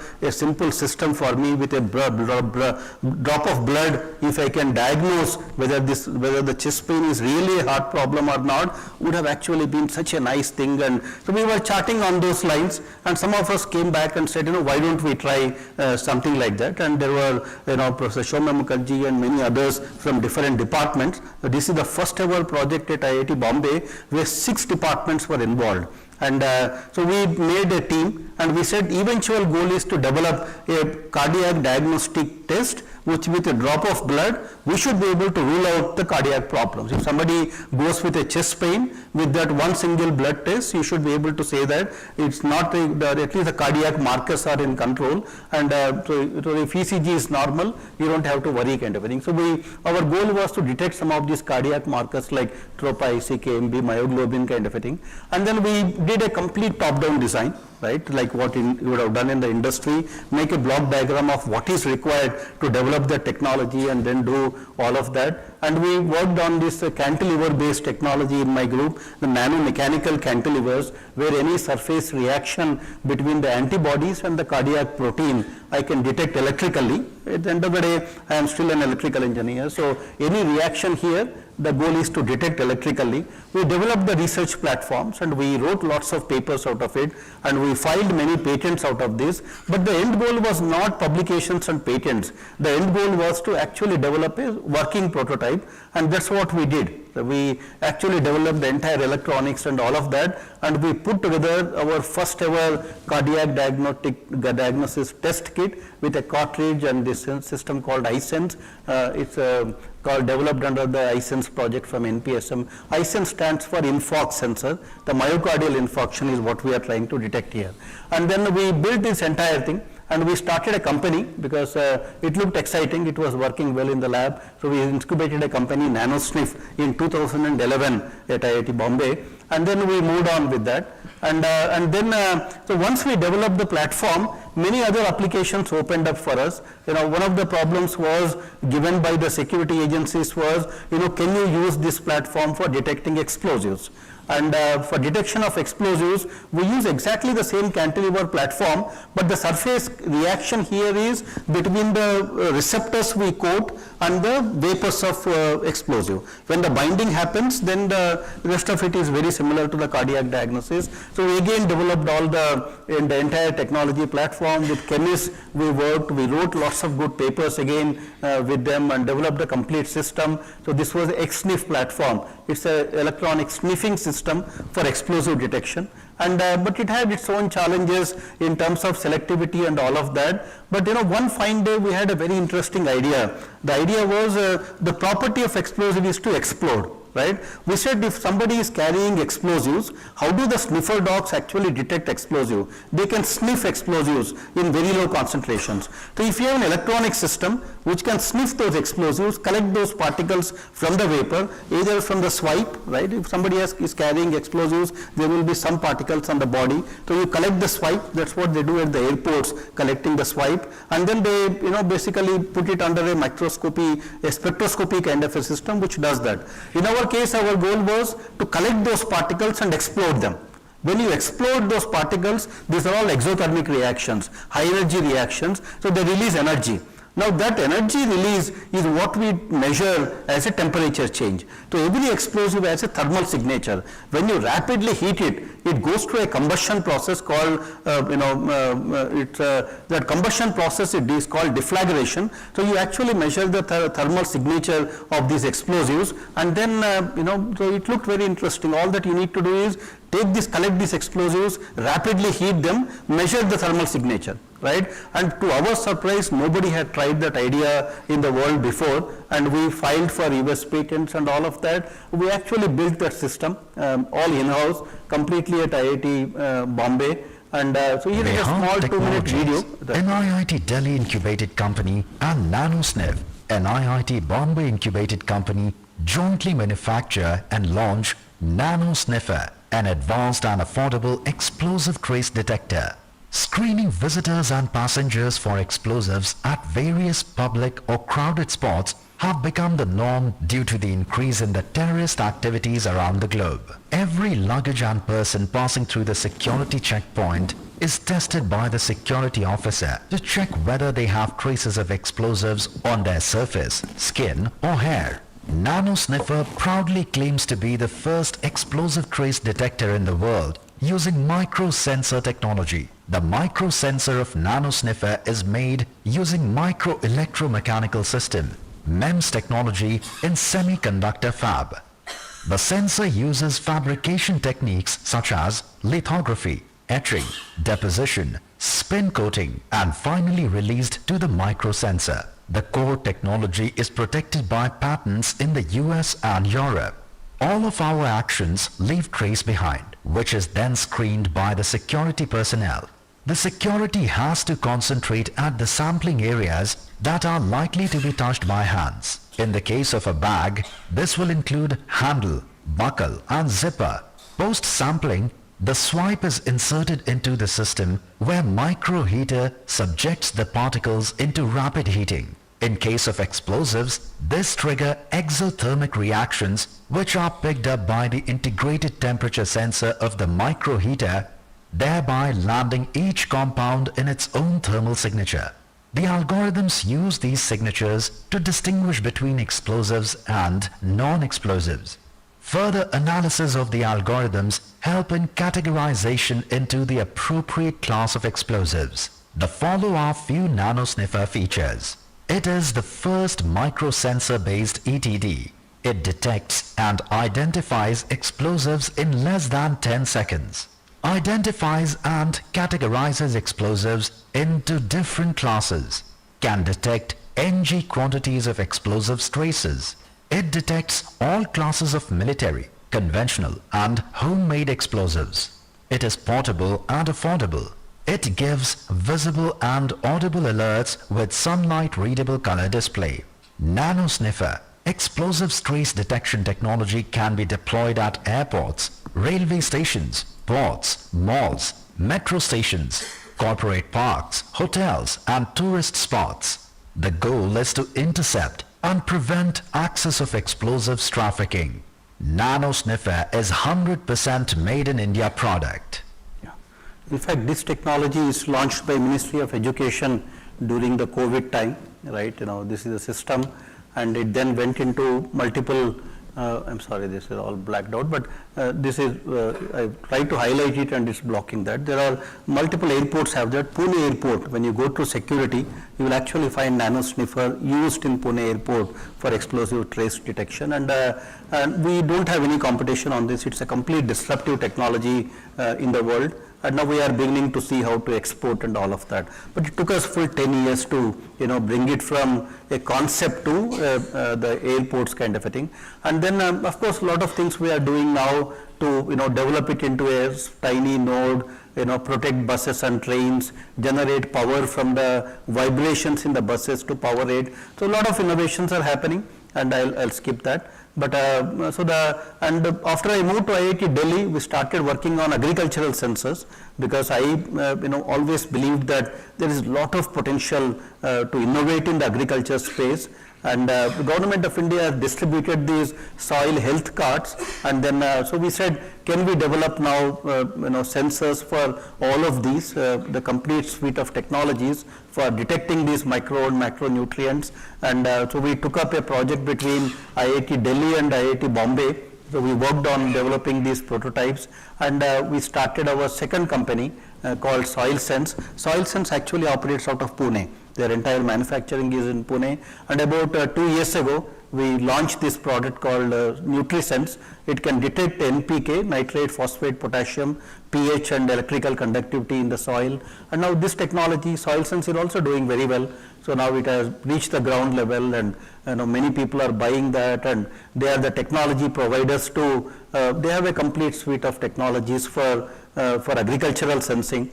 And they are now the technology providers to many of these big companies which are in the agriculture space. And now after I moved to BITS Pilani, so these two companies are doing very well now. The organic dosimeters is what is my project. I just started it in BITS Pilani, and here the collaboration between BITS Pilani and IIT Delhi. So here the idea here is, the medical therapy, the radiation therapy for cancer patients, the measurement becomes a big challenge, right? You need to optimize the cancer dose and the profile to match the tumor profile. You don't want the radiation to be exposed to or given to the healthy cells, right? But how do you measure, monitor the profile and the exact dose? Today, people use many expensive technologies, which is what makes the radiation therapy expensive. So most of the technologies used today are all these ion chamber kind of technologies, which are all imported right now. And so we have a US patent on a organic based transistor technology, like organic patches, and that US patent, which was granted to us in 2013. So now I have just taken it up as a project, and we want to develop a complete radiation dose measurement for cancer therapy, using this technology. So this is a work that I have just started now, and so I am building a group on this right now in BITS. And so in summary, a lot of this work became prototypes. Some of them have become products. At least I have been successful in getting things out into the market through the two startups. NanoSniff is doing very well now. They are no longer a startup, it's a full-fledged company. The explosive detection is their big product now. And they also have many things in the market. The SoilSense is the second company which operates out of Pune, and they are also doing very well now, and so they have all these products in the market. So I think, India is opportunities, right? Every problem is an opportunity to innovate, and that is what our educational institutions need to do. And but for all of that, strengthening this academia startup industry collaboration is the key. I think all of them working in isolation is not going to change anything. I think unless we, through various schemes, if we can bring them together, a lot of magic can happen in these institutions. And in fact, I always quote this smile curve, right?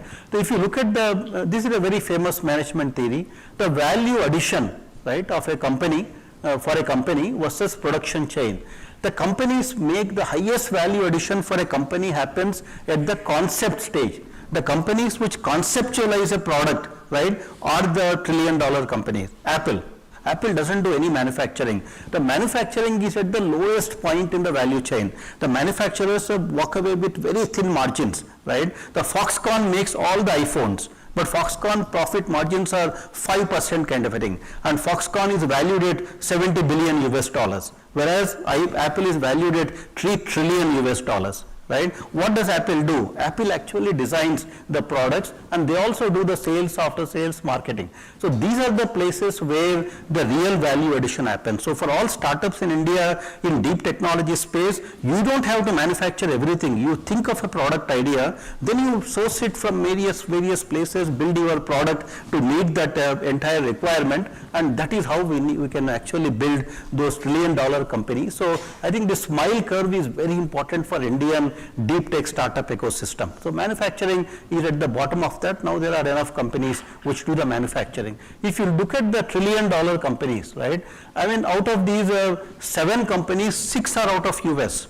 The trillion-dollar valued companies, and none of these companies actually does their own manufacturing. They go to China and Taiwan for doing all of their manufacturing. But then all these Chinese and Taiwanese companies are also valued much lower than these companies which have all achieved now a trillion-dollar kind of a company. Of course, this is only Saudi Arabia oil company, but otherwise these are all the new age companies which came out of US.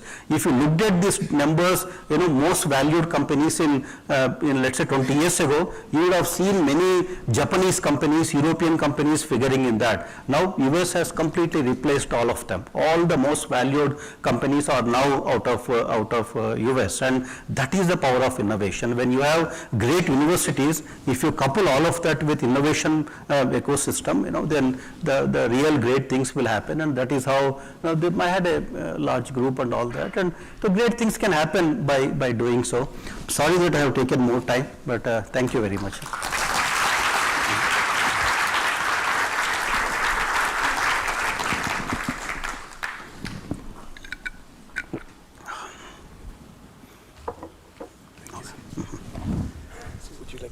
Of course, yeah. So we can take a few relevant questions. If you have anything to ask, please raise your hands. We'll come to you with the microphone. Prasad, please. Sanjeet wants to ask something. Yes. It's a very nice talk. I mean, I'm here. Yeah. So many of my vague understandings become much more concrete. So my question is regarding the industry's perspective, the big industry's perspective on this matter, because as you mentioned that India is spending, I think, 0.2% of the industry, so GDP is going into this research, and the industry must be aware of the smile curve as well, right? That finally, if they invest in these things, it will come back.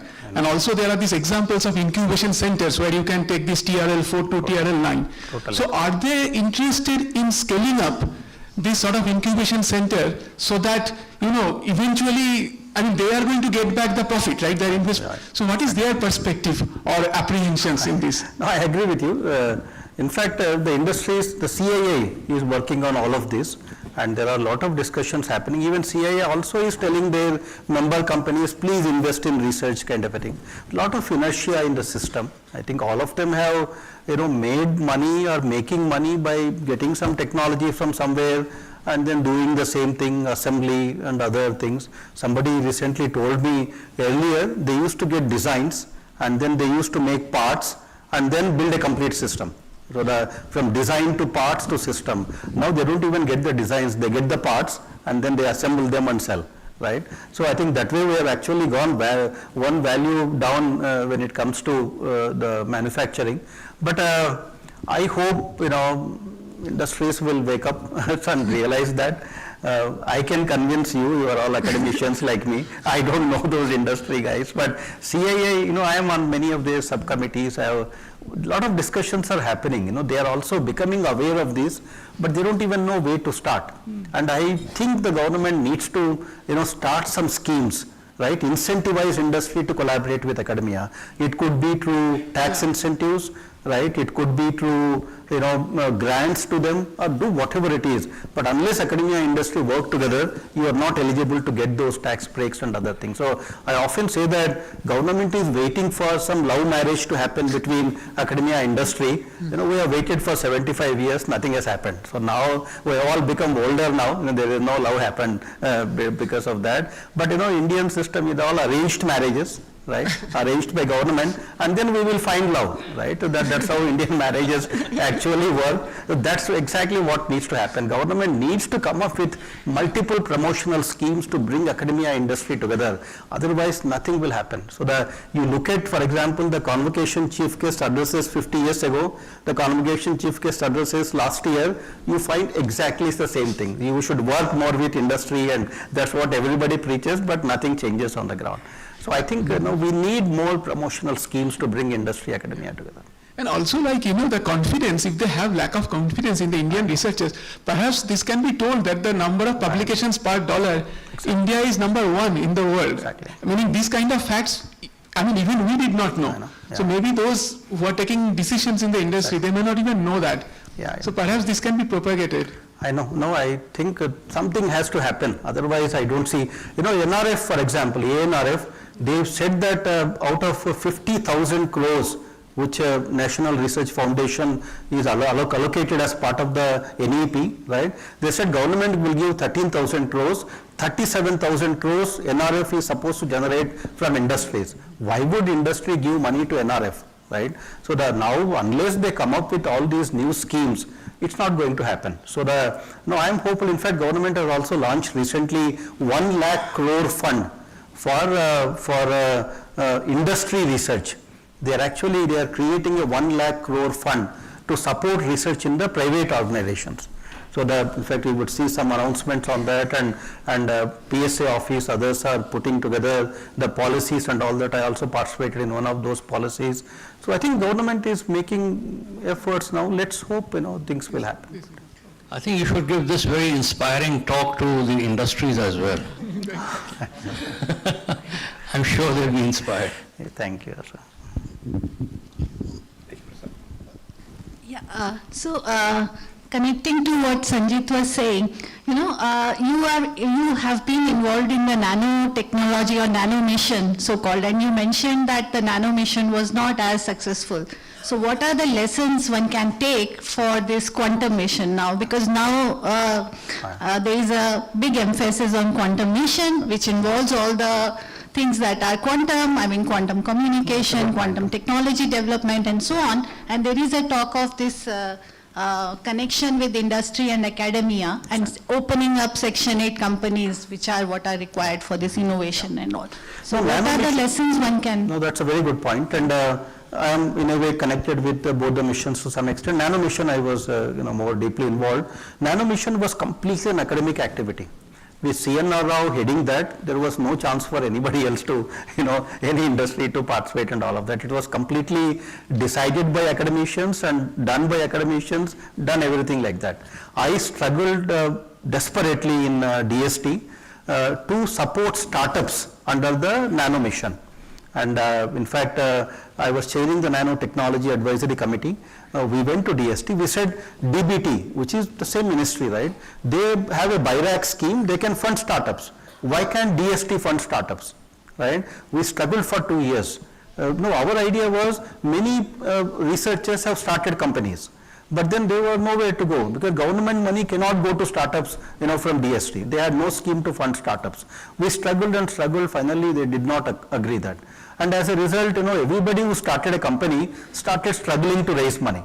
And to that time, things were not so good when it comes to private investment. But things have changed in the quantum mission. In quantum mission, if you have seen recently the event in Delhi, they have given something like 5 crores to 20 crores to startups.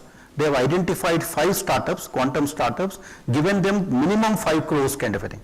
And that was done through an elaborate process. And for the first time, DST is now funding startups in the quantum area. Hopefully, these startups, some of them out of 5, even if one becomes big, and then, that would be a good return on investment for DST. So that's one thing they are doing differently. And quantum mission, they have put lot of industry people on the committee. And so all the projects are being decided by the industry veterans now, who are from IBMs and all of that. So the quality of projects and what you can do is also different. And I think these two things I see are happening differently. Otherwise, there are no industries in the quantum area in India. There are only startups. And startup involvement has been pretty good in the quantum mission. So I'm hopeful something might happen because of that. I'm Commander Vijay Balaji, sir. I'm the Senior Administrative Officer of IUCAA. And having said my name is Vijay Balaji, I'm not the 6th G of your point number 7, sir. So my endeavor is to facilitate whatever is best possible for the country's research to progress. Sir, after listening to your talk, it was definitely enlightening to know about so much of statistics. Under one roof, we've been fortunate to know all of those. I've got certain doubts and views, and I need some advice from you, sir. We had seen that the foreign universities, the research, the return of research and the endowment are amounting to a certain percentage, which is not happening in our country, and probably that's how the government is funding 80 to 90% by means of grants or something. Is it that the industry not collaborating with the academias because of non-awareness or the non-confidence? They don't have the confidence, which needs to be propagated to them. And probably that may happen. Is it, these are the thoughts in my mind, is it because we are more focusing on publications and not on the patents, because the ratio we showed there is 1:300. So should the research focus more on patents or publications only? And now, having all this in mind, you being in the IIT for 25 years, the old generation 7 IITs have been spread into so many more IITs, but still the intake is much lesser. Is the country losing hope on the product of IITs? And one more question, last question, is that the faculties of all the old generation IITs are maximum who have done the researchers outside the country. And is that the reason we are having so much of outflow of money to the foreign institutions than the Indian institutions? So I have so many questions on my mind. Many questions. So I think, so now I forgot the first question. So the first question, what was that? What, just, we sent one word, I will know that. Yeah? So the first question is that, is the industry not aware? Yeah, the industry, there are two types of barriers there. One is, I recently, talked about it. One is transactional barriers, other is orientation barriers. Academia industry works very differently, right? In academia, if I have done some great work, I want the whole world to know. If industry, they have done something great, they want to keep it as secret as possible to use it for their product, right? That's where the fundamental problem comes. And they are worried that we will, the secrets will all go out and they won't be able to make anything out of that kind of a thing. And this IP also, we somehow tend to overvaluate IP in academic institutions. If I have a patent, I think that patent is going to make me a billionaire. That's how I think, right? But industry, when they don't really care. So I file, if there are patents, if industries want to collaborate with me, then you start putting so many barriers to that, and they don't like all of that.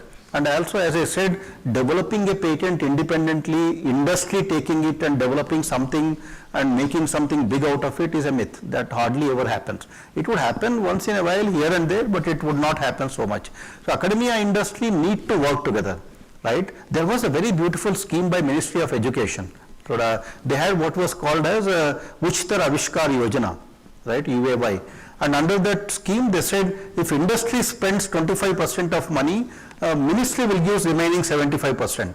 Lot of industries came forward to join hands with academia during that scheme. And there were almost 200 crores of funding institutions received under the Vichtar Avishkar Yojana. And once the ministry saw that, there is so much of demand for that, and then they said, we don't have so much of money to fund them, and then suddenly some secretary changed. They're in ministries now, once the secretary changes, everything changes.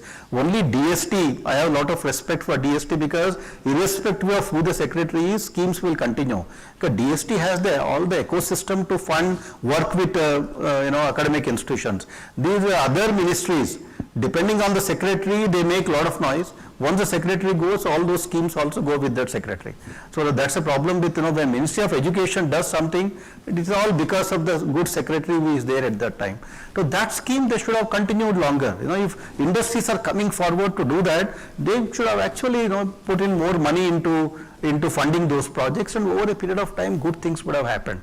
So I think, lot of the orientation problems, transaction problems, we work differently, they work differently. They think we are all theoreticians who are only after publishing papers. We think they know nothing, they are just assembling things and selling them as products. We don't even respect each other as much, right? So lot of challenges. I think unless, like I said, it's like a marriage. Unless you are in that arranged marriage and have to make it work, I don't think it will ever happen. So the industry academia, we have to have more co-funding schemes. I think that to me is the only thing. And the second question. The second question was, we having so many IITs and still students Yeah. are lesser. The reason again is the financial model, right? IIT Delhi, right? Why would I increase intake by 1,000? Absolutely no motivation. My grant will not increase by 1 rupee if I increase the number of students by 1,000. Now when 1,000 students land on the campus, where would I accommodate them? I need a hostel. And who will fund me to build a hostel? Right? I need to have more teachers. There are no classrooms in IITs to actually accommodate that increased strength right now. And where would I accommodate them? So why would I increase, number of students if government doesn't link it to the number of students on the campus? Right? Because education is subsidized by, as you have seen, 94%, 95% in IITs. Right? When you are so dependent on government for supporting the student stay on the campus, unless government promises more money, you cannot admit more students, because students don't pay any tuition there. Out of the tuition fee, only 40% students pay the tuition. The rest have free education mostly, right? So that's a problem. I mean, without the proper financial model, you will never increase students. In BITS, I can do that. In BITS, I know that if I have more students, I will actually have more money, so I can build more hostels, I can hire more faculty, I can do all of that. And BITS today admits 3,500 students in these campuses, right? So that's the difference, right? Where there is a financial model, there the scale up will happen. Where you don't have that, that won't happen. The third question? That's okay. Thank you. First of all, thank you for a very interesting talk. I really enjoyed it, and I did not regret not walking over to IUCAA as compared to, say, listening to it online or something. You did a very good job of highlighting the situation, the crux of the problem of innovation, and then looking at, say, US or Europe for the way they do it, and then asking how we should do it in India. One of the questions I had is that in this discussion, there are 2 other countries that perhaps we should look at, both of which came up in your talk in different ways, namely Japan and China. I mean, a lot of innovation came from Japan. Maybe, as you briefly hinted, maybe it has peaked, but a lot of it is now beginning to come from China. And of course, China invests a much larger percentage of GDP in science, but it operates in a very different manner than, say, the US and the Europe do, whether it is the way the bureaucracy handles, the way the industry interactions happen. So the question is, are there lessons to be learned from the Japanese and Chinese models which could be more relevant and applicable to India? That's a very good point. The Chinese model, in fact, if you look at, I have done this study, what China funds 2 of its universities, Tsinghua University, Peking University. Look at their budgets, annual budgets. Their budgets for these 2 universities is about $6 billion. That's the money China gives to 2 universities. That's our entire MHRD budget, right? That's the difference in scale, how China is funding its universities, how India is funding its universities. And because of that, they have created excellent facilities, lot of research, they have become world leaders in most of those kind of areas right now. Chinese model is replicatable in India. You give money, India can become like China, right? That's not, what China did, got all of its top scientists back again. They started paying them very high amounts of salaries. They created some 1,000 scholars program and all that. India, if you just replicate the Chinese policies, we can replicate the Chinese model. But you cannot replicate the US model. US ecosystem is very different, right? That's the reason why there are no $1 trillion companies out of China. right? Almost, like I showed you, 6 out of 7 trillion dollar companies have all come out of US, because that entire innovation ecosystem of industry closely connected with the venture capitalists, VCs, funding deep tech kind of companies, and then the whole universities, the level of excellence that happens in those universities. I think that will take time. I think but as you said, I mean, just giving a lot of funding research to universities doesn't necessarily lead to the conversion to innovation. I mean, but China has done it in some way. Chinese innovation is, they're most like replication, right? They are all, they copy and improve things, right? The manufacturing base they have established. And the reason why Apples and all of them go to China is because they have now the vocational training part of it. They have so many people trained at that level to do things, in a very precise kind of a way. They have the skill development programs in China are probably the world's best. Right? In fact, the Apple, the Tim Cook also said that for every job, right, you can find 10,000 people to do that job kind of a thing in a precision that Apple would require. And that kind of precision manufacturing doesn't happen in any other industry. So China has captured that manufacturing thing. But do I call it innovation? Is there any product that has come out of China which has captured the imagination of the whole world? Right, they have, if there is Tesla, they have their own car which is as good as Tesla. So they have been able to copy and improve it, right, on that, and then make it cheaper, so therefore capture the markets. And government policies and all of them have also helped them to be the cheapest kind of an exporter. And as that kind of model to government policies, to investments, India may be able to replicate at some point in time. But the US model is more innovation centric. I think that will be difficult. I mean, creating those Stanfords and MITs will take a long time, will need a lot of things, but creating Tsinghuas and Peking universities we can do with funding. That's what my impression is. I think even the question answer session is as enlightening as the talks. Would you take some? I don't have any problem. Okay. I mean, session is over. If you need to leave, please leave. So there is no other issue. Yeah. So, please go ahead. Yeah, we'll go to the back after question. That. Thanks for the insightful talk, Professor. I had one question regarding like London LKNE led with example like alumni donating to alma mater. Like IIT Bombay donated some amount. So what are the tax incentives you will appreciate when some alumni donates to his alma mater or any other organization in the country? Another question is like, can we not ban Google or Facebook or Meta or other companies so that innovation takes place like there is in China, and China has banned Google and Facebook. So that can happen in India. If it all happens, what could be the consequences, positive and negative? I think the second question, maybe you know as much as I do, so your guess is as good as mine, banning Google and everything, doing it indigenously. We can develop those apps, at the end of the day, these are all apps and our people can develop them.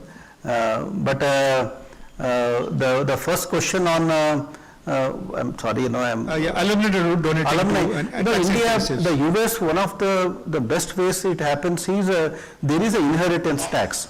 Right? If you transfer your wealth to your child, right, government will take away, I'm told, a major fraction of that. They don't want it.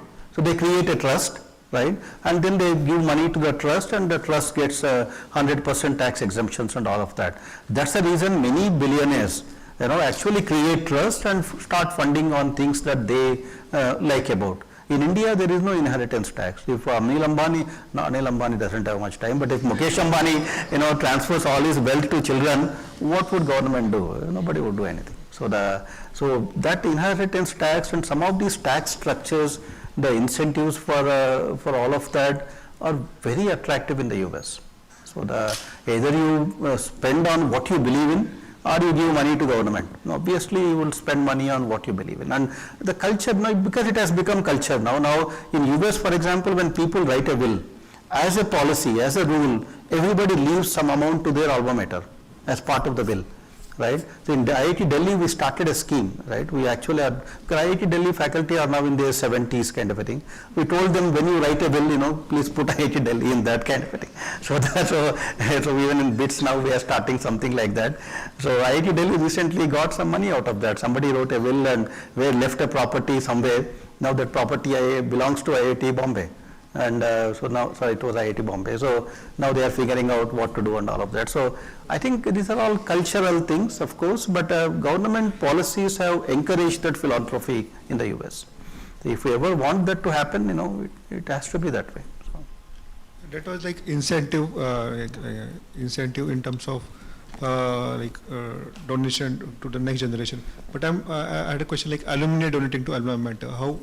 What tax incentives would you appreciate? I need to check those numbers. I don't want to say it off the cuff, but I mean if you want to donate, we can figure out all of that as well.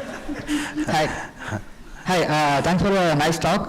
So you talked a lot about academia industry collaboration, but I'm thinking that India's problem is because of the Indian investors are not in actually good terms with the Indian market. By this what I mean is, for example, like the recent times, a lot of startups that have come up were more predatory. They were focusing on short-term gains. And because of this, people are not trusting in new solutions. So you have talked about that there are so many problems in India, but for people who is trying to tackle these problems, people are not ready to trust that because of this not in good terms between the investors and the. So is there any solution that you think of? I mean, most of the startups are, they raise money for customer acquisition, right? And then they built, their valuations went very high, but they were not making enough money. That was a problem with most of those startups, right? And many of them also closed down now. So it's a very dynamic kind of a thing based on the market valuations and all of that. But many of those startups are not very healthy in terms of making money. But it's just a bubble that we have created, but some are doing well, some are not doing well. That will happen in any kind of an ecosystem. But Indian ecosystem for creating a startup, making it a unicorn in the e-commerce area is pretty well developed. There are people now who can start companies and make them, a kind of a unicorn in India in the e-commerce, IT kind of sector. So that has happened. Even fintech areas, I think that ecosystem is very well developed. Unfortunately for deep tech companies, based on a product development, long research, the gestation periods are very long. That requires a lot of patient capital. You give money and you wait for 5 years. Nobody is willing to wait for 5 years, right? So that is a challenge right now. So we need more, investors who are willing to invest, who are willing to do that patient capital. For example, in US now, the OpenAI, all of that, Vikram Gupta, so some of these investors have invested, waited for 10 years. Now after 10 years, now it is multiplied by like 10,000 times. But they were willing to wait for 10 years with no returns at all. In India, you still don't have those VCs, who are willing to wait that long for the returns to come. And so that ecosystem isn't very well developed. But fortunately, I think the government of India is coming forward to invest in those companies. And if you have a good deep technology startup, right, we will fund you. BITS Pilani will fund you because we have received money from alumni and we have received money from various government agencies to fund startups in the deep technology space. If you have good technology ideas, you write to me, I will, if the idea is good, we can actually give you that 50 lakhs, 1 crore kind of a money. That's not a problem. And there are many such hubs now in the country which are willing to fund startups. So that Indian government, when it comes to startups, I think nothing much to complain about. I mean, they should give more money in 50 lakhs, 1 crore, nothing happens. I think they should actually increase the ticket size, but at least they are beginning to fund now startups. So. Thanks for listening. Paucity of time, so we'll try to wrap up by 7. The mic is here, please. Some water. Thank you. Thanks for the, I'm here. Yeah. Yeah. My name is Kunj. I am part of industrial R&D for the last 25 years, so I represent that 0.2%. I was not blaming you. If I knew you were there, I would have been a little bit, No blame taken, but in fact, I I hope that in future probably half the crowd is from industrial R&D, and that might be a good success criteria. I have a comment and a question. The comment, I really resonated when you said many of the institutions start with a wall, and unfortunately it also becomes a metaphorical one eventually. So something probably has to change there. The question that I had is more on the comment that you made around deep tech or product, and we are good at business process innovation or e-commerce, we are not good at productizing. Is it because we train our students more in a theoretical arts? A lot of the institutes run the entrance exam based on a written question paper only. And we probably weed out folks who might excel in contributing into building a product. Any thoughts on that? No, that's a good point, but I think that, in my company, in our company, that NanoSniff, right, we had a prototype, it was working very well, right, and we could make 5 systems, 10 systems. Now you need to make 100 systems if you want to do more field trials. Now where would you go to do that? There is no facility in the country where you can scale up your that product from 10 to 100. And if it is a common technology where you source PCBs and other things, put it together, you can still do that. But we had that micro heater with an integrated temperature sensor, and that is an IP. And we did not want to pass it on to somebody, who will, once it is gone, that's the heart of the whole thing, then everything is gone. So we did not want to take that risk. But in India we wanted to do that. Now there was just no place. So we waited, I went to MIT, Ministry of Electronics, I said, we want to build a prototype manufacturing facility in IIT Bombay. And they actually gave me money to build a prototype manufacturing facility in IIT Bombay. The conditions were, we will not allow students, because if students come and start to, these systems are very dedicated systems. You do other labs, you do proof of concept. Once it is working well, you come here and make those 10 systems into 100 systems. So it is somewhere in between a manufacturing and the proof of concept. Proof of concept is completely open to students. But prototype, you need to maintain the cleanliness, you need to maintain the system working conditions, you don't want to contaminate. But then the moment you will set up that facility in an academic institute and say that with students and all that we are not comfortable, it won't work. It will be a big challenge. So there were lots of challenges. We lost full 5 years in just that manufacturing kind of a thing, and then finally we found a few places, and but that's a problem right now. So I think the hands-on training, there are still children, there are still students who like that kind of work. I think they may come back and do that. We still find some very good students with their hands. I also see in IUCAA, the kind of systems you are all building here. I was very amazed to see these are all graduates of the same institutions, right? I met with a BITS Pilani alumnus who are actually building, very innovative systems for the space applications and all of that. And so that knack is there, that flair is there among our students. That I am not too concerned. But the problem is, we don't have enough expertise in manufacturing when it comes to those 1,000 system kind of a level. And that we haven't invested enough in the country. Sir, with regards to the future of industry-academia collaboration, and in general, future of higher academia in India, so what are your thoughts on how private universities contribute to it? I mean, there can only be n number of government institutes, and like you said, funding, X amount of funding in government institutes. So how do you think, because I remember one of your articles in maybe in one of the newspapers, hinting towards that private universities would have to play as important role as government institutes. So your thoughts on that? Pilani, in the last 1 year, if you see, we started, I particularly feel the PhD programs we need to reform. PhD programs are stuck in time, right? 50 years ago, how we used to treat PhD programs is exactly the same way we do PhD programs now. In BITS Pilani, we started 2 new PhD programs. One is PhD Drive. It's all available online, you can check that. Drive stands for Deep Tech Research, Innovation and Entrepreneurship. What we are saying is, a PhD Drive student, after 4 years of working on a problem, the goal is to turn that person into an entrepreneur. if you look at all our institutions, not even 1% of PhDs are going into entrepreneurship, right? Whereas most of the entrepreneurship is happening out of the BTech graduates. The PhDs are not doing it.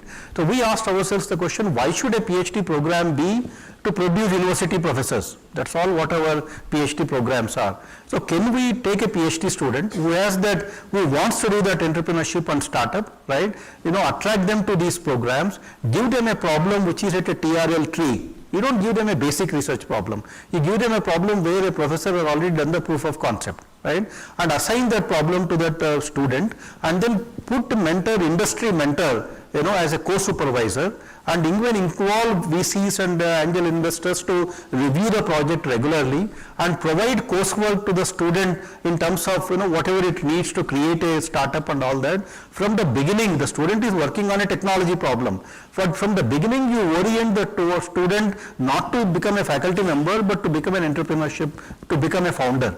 So to build a prototype, demonstrate that to the committee to get a PhD. Right? Then we will fund the student. We also give 10 lakh rupees as a grant to that student to build a prototype. We are paying 60,000 rupees as the stipend, not 40,000 which DST gives. With all of that, we launched that PhD drive. It was covered very widely. We received 1,300 applications for that program. That's a hunger that exists in people who want to do startups in these technology areas. And because those kind of things can only be done in academic campuses, and where else you would go and build a quantum kind of a thing, right? A quantum sensor. You have to be in the midst of people who are working in that area in an academic institute. So I think that was a very successful program in BITS. In the first cohort, we were able to take about 20 students.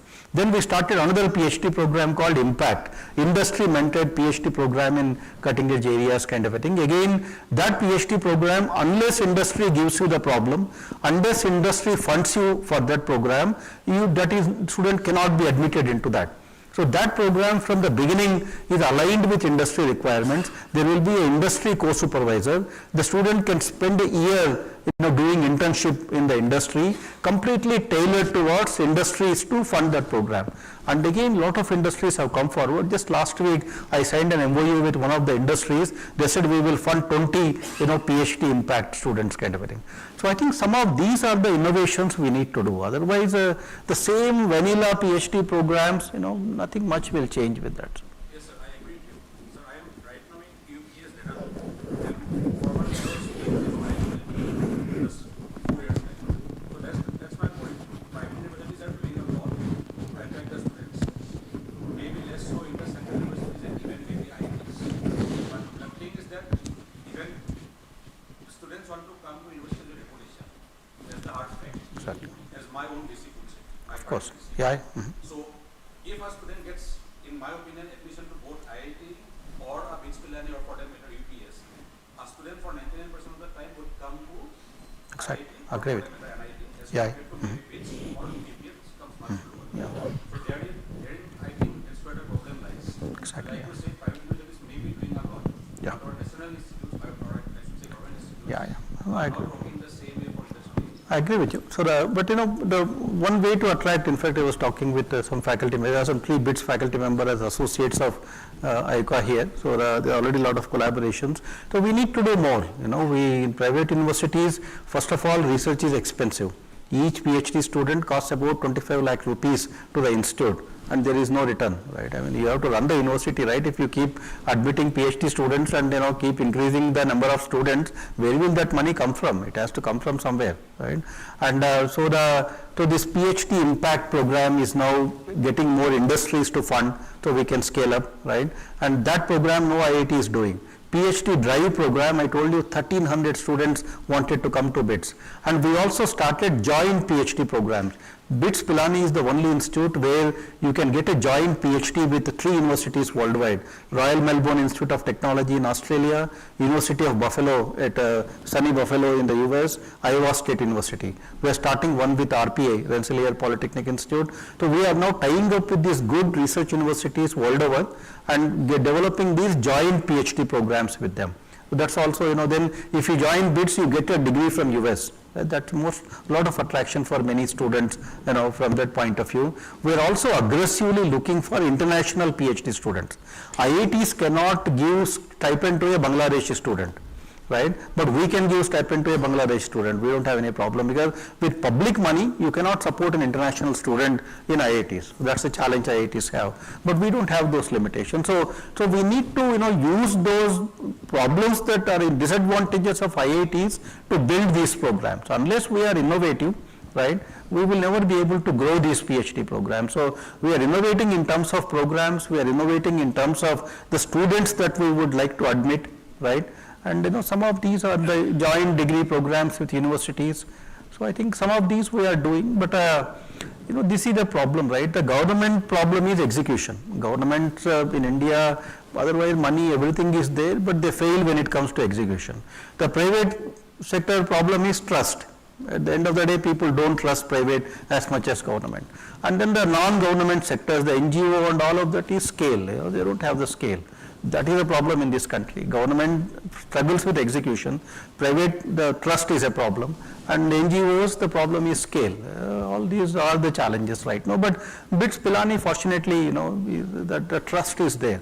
BITS Pilani is like IIT. We do in all rules and everything. They just removed IIT, put BITS Pilani. When it comes to salaries, when it comes to stipends, when it comes to everything is exactly like IIT in BITS. So I think some of these will come forward.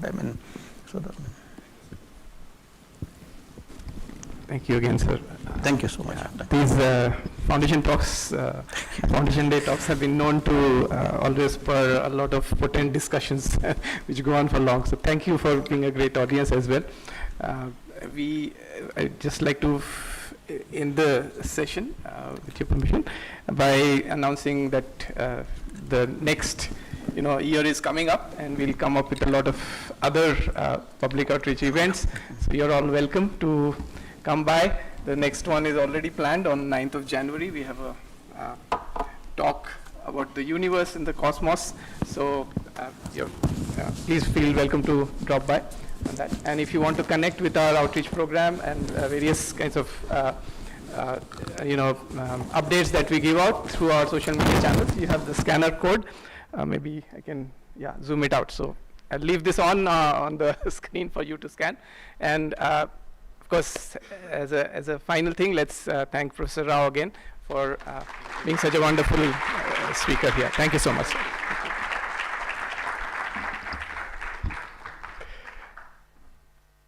So have a great evening and have a great new year. Thank you.